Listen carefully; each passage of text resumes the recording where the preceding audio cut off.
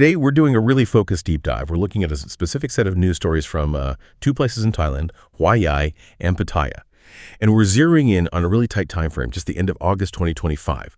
The idea is to give you a clear, factual snapshot of what's been happening with community events and law enforcement there. Our mission basically is to quickly summarize these events, pull out the key bits of information so you can grasp what's important without getting lost in the weeds. Okay, let's unpack this. Yeah, and what's fascinating here is how these stories, which might seem totally separate at first glance, actually paint a really vivid picture when you put them together. You start to see the everyday challenges, the community responses in these, well, very dynamic areas. We're looking at everything from, serious crime to moments where individuals are quite vulnerable, and then these really strong examples of community members stepping up. You'll see how these little slices of daily life unfold and what they might tell us about the bigger picture in Hua Yai and Pattaya. That bigger picture is key. And speaking of challenges, this first report from Hua Yai, wow. It details a pretty aggressive response to, well, the drug problem. It reads almost like something out of a movie. So this is a really meticulously planned sting operation. It went down on Wednesday, August 27th, 2025, specifically at 7:26 p.m. The target, a guy named Itasakinta Singh, 47 years old, but apparently known locally as Chang Hua Yai. Seems he was a pretty significant figure in the drug scene there. And here's where it gets really interesting. Chang, who actually has a prosthetic leg, was operating out of this pretty unassuming single-story shack just off Hua Yai Municipal Road on Soi 36. Right, doesn't sound like a major drug lord's lair, does it? Not at all. So the operation was led by the Bangalmung District Chief, Pracharafat Sritanyanan. They got a tip, a crucial one, from someone they'd arrested earlier. Undercover officers working with the Deputy District Chief, Kamkrela Thom, from the ONCB, that's the Narcotics Control Board, they set up a buy. The plan was to purchase 50 grams of crystal meth, ice, from Chang. But the second the authorities made their move, things just exploded. Chang apparently locked his door fast and made a run for the bathroom. He tried to flush ecstasy pills. And then, get this, he actually swallowed an unknown amount of both ecstasy and ice. A desperate move to destroy the evidence, obviously. Wow. Let's talk about desperate measures. Exactly. You can just picture the scene. Yeah. Authorities had to force their way in, secure everything. And they did manage to seize quite a bit, 32.47 grams of ice and 920 ecstasy pills, so a substantial amount. But then the situation got critical. Ching collapsed, unconscious. He was rushed to the hospital. Latest is he's critical but stable, under 24-hour police guard, naturally. And he's facing serious charges under the Narcotics Control Act. A big arrest for the local police, for sure. Yeah, absolutely. And if we connect this to the bigger picture, this arrest of Chang Hua Yai isn't just about taking one dealer off the streets. It's seen as dismantling a key part of a network. It sends a strong message. What's quite insightful, I think, is how someone like Chang, disabled, operating from a simple shack, shows how adaptable these local drug operations can be. They're often underestimated, right? It's not always the big, flashy operations. Sometimes it's these more embedded, resilient figures at the community level that pose the real challenge. Mm-hmm. And District Chief Pracharafat explicitly said this busts up a major network. That tells you they're looking at the structure, the infrastructure, not just the individual arrest. It shows they understand that fighting drug trafficking, especially in these growing suburban spots like Hua Yai, means you have to dig deeper. You have to look at the supply chains, the whole system that lets this stuff thrive. So you can see they're definitely planning to investigate his suppliers, the wider network. It's about sustained pressure, not just one-off busts. Right, that makes sense. It's a long game. Okay, so moving away from that high-drama drug bust, let's shift gears a bit. We've got another incident from Hua Yai, but this one's much more personal. It really speaks to that idea of trust in the community. This involves a woman named Miss Nichikorn Konsu. She's a 37-year-old farmer in Hua Yai. On the morning of August 27th, around 10 a.m., she went to the Hua Yai police station to file a complaint. Police Lieutenant Mitrathit Tonsai took her report. Her problem started a few days earlier, on August 22nd. She'd hired a man known only as Nai, just for general farm work. Agreed on 450 baht a day, pretty standard arrangement. Okay, seems straightforward enough. Yeah, exactly. Informal, based on trust. But then, on the morning of the 27th, around 6:50 a.m., that trust was just broken. Miss Nichikorn lent Nai her motorbike, a blue Honda Wave 110i, license plate 10-8443 Ryong. She just asked him to pop to a local shop, run a quick errand. But he never came back. Couldn't reach him. He just vanished, taking the motorcycle and apparently her cash too. It's just a really stark example of how a simple act of trust can backfire and lead to a pretty significant loss for someone. The police, of course, they've logged the complaint and are looking into it, trying to track down this guy, Nai. In this story, Ms. Nishikorn's story, it might seem small compared to the drug bust, but it really touches on something important. That sort of unspoken social contract you find in a lot of communities in Thailand, where personal trust often substitutes for formal agreements, especially for casual work like farm labor. This raises an important question, I think. When something like this happens, this betrayal, how does it affect that underlying trust, that social capital? It leaves people, especially small business owners or farmers like Miss Nichikorn, feeling vulnerable, maybe a bit insecure. Yeah, I could see that. And that hesitation, that reluctance to trust again, it can have ripple effects, can it? People might become warier about hiring help or even just helping out strangers. It could subtly change the local dynamic, the informal economy. It really underlines why the police response is so important here, not just for finding the bike and the money, but for trying to restore that sense of community faith. That's a really insightful point about the ripple effects. And it contrasts interestingly with our next story, which comes from Pattaya.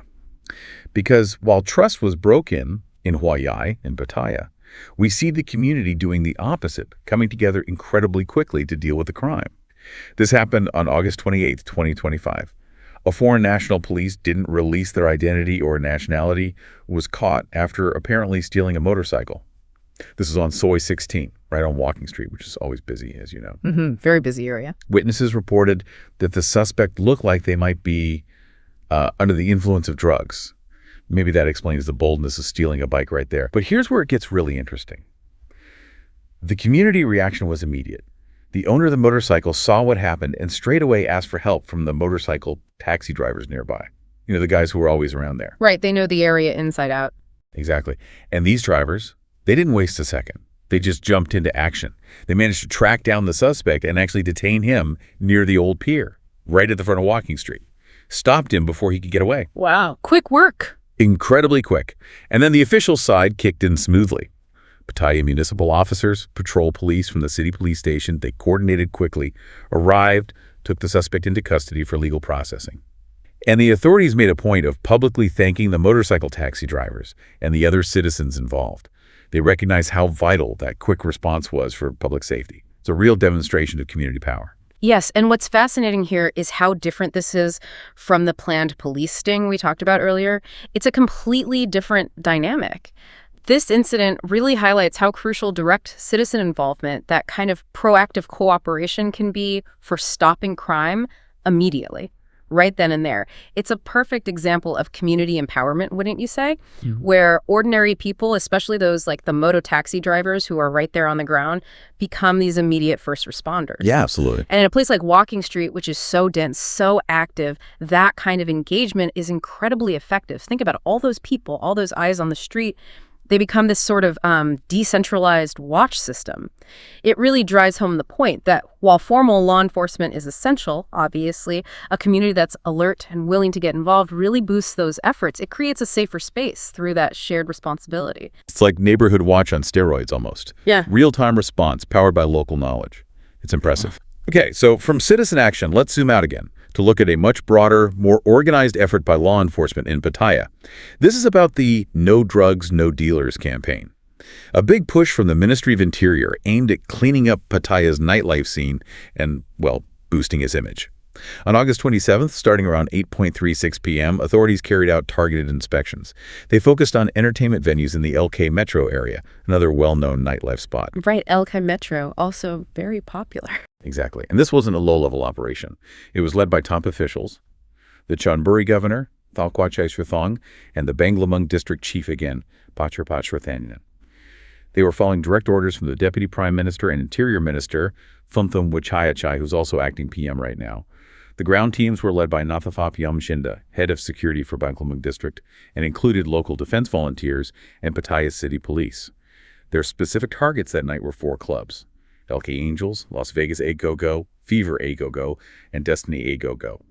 The plan was mandatory urine tests for every single employee to check for drug use. Okay, a comprehensive sweep then. Very much so. Yeah, and the results were, well, interesting. At LK Angels and Soy LK Metro, they tested 36 staff, 3 men, 33 women. 1 employee tested positive. That person will be sent for rehabilitation. So 1 positive hit there. But at the other 3 places, it was all clear. Las Vegas A Go-Go. 67 staff tested, 7 men, 60 women, all negative. Fever A go. 35 staff, 4 men, 30 women, all negative. And Destiny A go. 50 staff, 6 men, 44 women, also all negative. So mostly clean results across those venues, apart from the one. Right. Which suggests, perhaps, pretty widespread compliance in those particular places, at least on that night. Yes. And if we connect this to the bigger picture, this no drugs, no dealers campaign, it clearly signals a very strong top-down government commitment. They're serious about tackling drugs, especially in these highly visible entertainment zones like Pattaya. Now, you might look at the numbers, only one positive test out of quite a few, and think, well, maybe it's not a huge problem there. But the real insight, I think, goes beyond just the immediate results. It's about the impact of consistent, visible enforcement. This isn't just about catching users. It's about changing the environment, changing the calculation for both the staff and the owners. Creating a deterrent effect. Exactly. By saying they'll keep doing these rigorous random inspections, the authorities are essentially encouraging these places to police themselves, right? To protect their own reputations and avoid trouble. It's a proactive strategy. It's aiming to tackle not just drug use itself, but also the negative image problems that can come with it, which is obviously critical for a place so reliant on tourism. So you can see how these kinds of initiatives are really designed to reshape how Pattaya is perceived, both locally and internationally, and enhance that feeling of safety. They want to position it as a secure, reputable destination. Okay, that makes a lot of sense. It's about perception management as much as enforcement. So what does this all mean? We've just taken a pretty rapid journey through several different snapshots of life and law enforcement in Hawaii and Pattaya, all from just the last few days of August 2025. We saw that dramatic drug bust, Jane Kwai, showing targeted police work disrupting a network. Then the much quieter personal story of the farmer, Mrs. Nichikorn, highlighting vulnerability and broken trust, followed by that really powerful display of community action in Pattaya, with citizens catching a thief. That was quite something. And finally, this large-scale government campaign, no drugs, no dealers, aiming for a systemic cleanup of the nightlife scene. Taken together, I think these stories give us a really clear, factual window into the kinds of challenges and the kinds of responses that are shaping these areas right now. Absolutely. And building on all of that, the individual crimes, the immediate community reactions, these bigger government campaigns, it really makes you wonder, doesn't it? How do all these different threads, these actions, big and small, actually weave together to influence daily life? What's the real impact on the sense of security for the locals who live there and also for the tourists who visit these really fast-changing parts of Thailand? And maybe think about the ripple effects too. What could these ongoing efforts, positive or negative, mean for the local economy, for the social connections within the community, and even for that crucial image of safety that draws visitors in the first place? Those are definitely some big, important questions to chew on. They take us beyond just the news reports into the real texture of life there.